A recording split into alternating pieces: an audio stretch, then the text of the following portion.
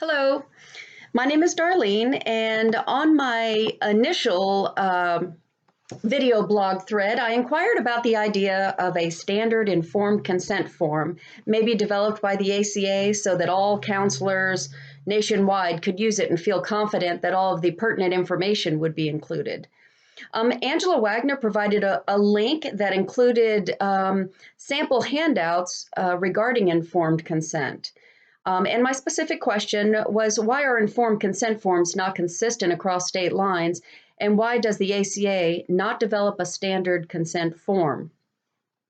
Immediately after reviewing the information provided from the link, I received an answer to my question. And as I filtered through the sample forms, I could see that the reason why a universal form could not be created is that consent forms should be personalized to fit specific therapies, groups, and people, meaning individual adults, children, couples, etc.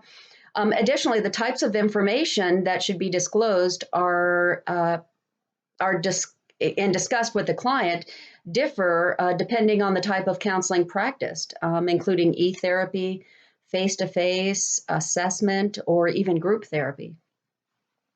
As I researched the topic of a standard informed consent form a little bit more, I found that since the content may vary from state to state, providing a standardized form covering all scenarios would be exhausting, and it would risk confusing the client and really minimize the purpose of the consent form, and it would then just become a static moment to check off a box.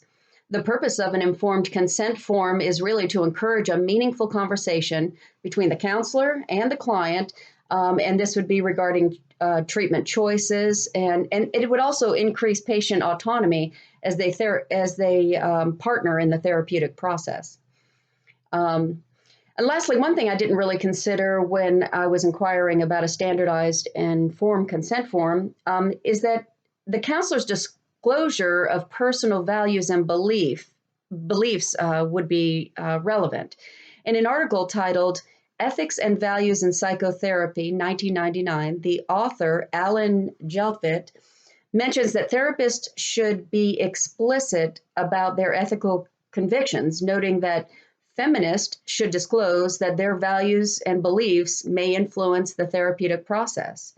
And the same would apply for religious beliefs and values.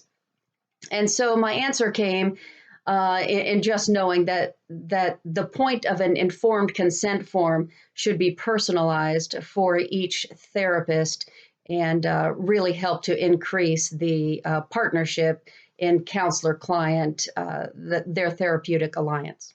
That's all I have. Thank you.